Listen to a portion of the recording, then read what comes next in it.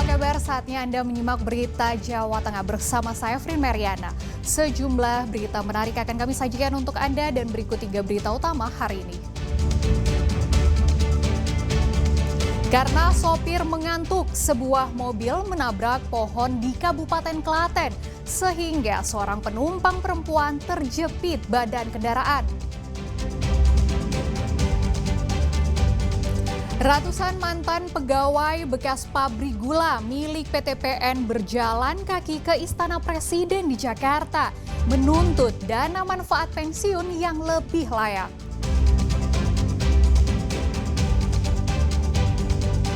Festival orang-orangan sawah di Salatiga jadi ajang berkumpulnya aneka makhluk, aneka rupa mirip memedi.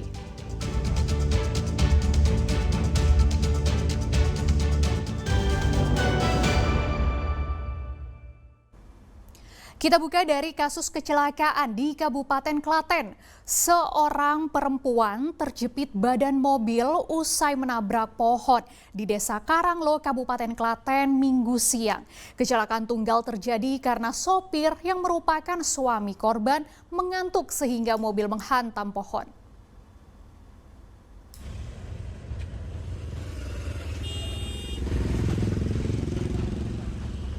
Petugas damkar bersama PMI langsung mengevakuasi penumpang yang terjepit badan mobil. Petugas butuh waktu 15 menit untuk mengeluarkan tubuh korban. Korban bernama Fajriya hanya menderita patah tulang kaki sehingga harus dibawa ke Rumah Sakit Suraji Tirtonegoro, Klaten. Kecelakaan tunggal terjadi di Desa Karanglo di Kecamatan Klaten Selatan, Kabupaten Klaten, Minggu siang. Insiden terjadi saat mobil melaju dari Boyolali menuju Yogyakarta. Diduga karena sopir mengantuk sehingga mobil menabrak pohon. Kondisi mobil ringsek pada bagian depan.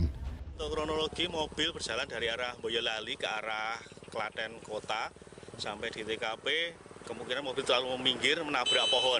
Jadi kecelakaan tunggal, menabrak pohon, masuk ke sawah dengan penumpang 4 orang. 30 kita mendapat laporan dari masyarakat dan kita langsung menuju ke lokasi untuk melakukan evakuasi korban yang terjepit di dalam mobil. Untuk kronologinya tadi gimana sih, Mas? Kalau untuk kronologi, menurut keterangan dari pengemudi itu ngantuk. Jadi dari Boyolali dia mau ke Jogja, ngantuk di Jalan Karanglo, mobil dari Klaten itu langsung menabrak pohon yang di pinggir jalan.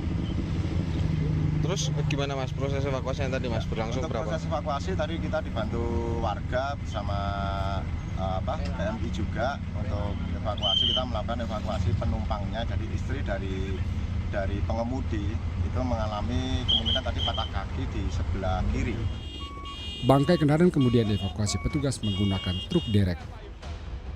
Krisna Agung melaporkan dari Klaten. Ratusan mantan pegawai pabrik gula PTPN se-Jawa Tengah berjalan kaki menuju Istana Presiden di Jakarta. Mereka menuntut agar dana pensiun mereka dibayar secara layak.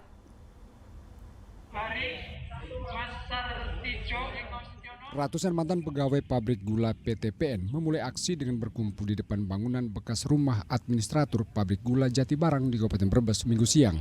Mereka membentangkan spanduk berisi tuntutan. Dari sana mereka kemudian menuju bekas pabrik gula Jatibarang dan berorasi menyampaikan tuntutan. Mereka menuntut pembayaran uang manfaat pensiun yang layak sebagai mantan pegawai BUMN PTPN 9. Mereka merasa diperlakukan tidak adil karena sejak tahun 2005 dana uang manfaat pensiun yang mereka terima sangat kecil, hanya sekitar Rp50.000 per bulan, jauh dari kebutuhan minimum. Sebelumnya mereka telah beraudiensi dengan anggota DPR RI, namun tuntutan mereka belum terpenuhi. Mereka minta Presiden Prabowo Subianto mendengar langsung tuntutan mereka. MP atau manfaat pensiun yang kami terima ini masih di bawah standar kelayakan. Bahkan dari kami ini ada yang menerima per bulan hanya 50.000 atau 60.000, ada yang 100.000. Dan itu menurut kami sangat nista dan sangat tidak layak bagi warga negara Indonesia yang notabene kita dalam menuju untuk sukses saja 2025. Maka dari itu kami mengetuk kepada pemerintah karena kami ini adalah pensiunan BUMN hadir untuk negara, maka kami menghimbau kepada negara juga bahwa kami perlu hidup yang layak sesuai dengan Undang Dasar 45. Dari Jatibarang, mereka berjalan kaki menuju bekas pabrik gula Banjaratma Brebes dan selanjutnya menuju Bandung. Dari Bandung, mereka rencananya akan berjalan kaki menuju Istana Presiden di Jakarta untuk menyampaikan tuntutan yang sama. Sugiartono melaporkan dari Brebes. Para nelayan dan nahkoda kapal di Kabupaten Cilacap diberikan pelatihan menyelamatkan diri saat menghadapi bahaya di laut. Pelatihan diharapkan bisa memberikan keterampilan kepada mereka agar bisa mengatasi berbagai bahaya saat melaut. Para awak kapal langsung terjun ke laut untuk menyelamatkan diri. Mereka menyalakan bom asap berwarna merah agar membumbung tinggi ke langit sebagai tanda mereka butuh bantuan karena mengalami kecelakaan saat mencari ikan di tengah laut. Ini bukan sungguhan, ini hanyalah simulasi penyelamatan nelayan yang digelar di Pelabuhan dan Perikanan Samudra Cilacap. Simulasi memberikan pelatihan kepada para nelayan dan awak kapal agar mereka memiliki keahlian dan keterampilan menyelamatkan diri saat mengalami kecelakaan di laut lepas. Pelatihan diberikan oleh Kementerian Kelautan dan Perikanan karena masih banyak nelayan dan awak kapal yang belum memahami penanganan kecelakaan laut. Jadi menggunakan apa itu baju pelampung seperti apa, gunanya seperti apa. Jadi kita jadi lebih tahu lah. Jadi bermanfaat ya bagi jenengan? Bermanfaat. Pelatihan diikuti 250 orang, terdiri dari nelayan dan nahkoda kapal. Mereka mendapatkan sertifikat usai mengikuti pelatihan.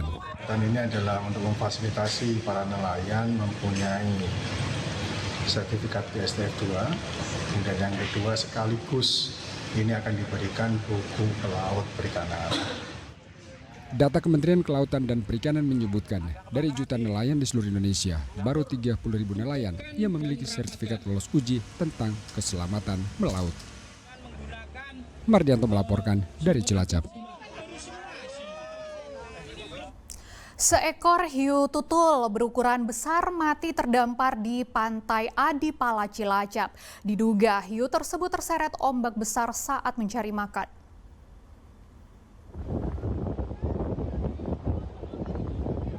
Keberadaan hiu tutul di pesisir Desa Welahan Wetan, Kecamatan Adipala Cilacap mengundang rasa penasaran warga. Sejak pagi warga berkumpul di bibir pantai untuk melihat dari dekat penampakan hiu. Hiu tutul dengan panjang 7 meter dan berat hampir 3 ton ini ditemukan nelayan terdampar di bibir pantai pada pukul 7 pagi. Saat dicek kondisi hiu telah mati. Diduga hiu terbawa ombak besar hingga ke tepi pantai saat mencari makanan. Dia posisi berada di tengah, tetapi memang ketika pasang tinggi dia mengikuti mencari makan, mengikuti ikan-ikan kecil yang memang dia agak ke pinggir sehingga dia terlalu ke pinggir ketika mau ke tengah, jadi bukan pasang tinggi sehingga dia tidak bisa sampai ke tengah dan mengikuti aliran sampai ke tengah.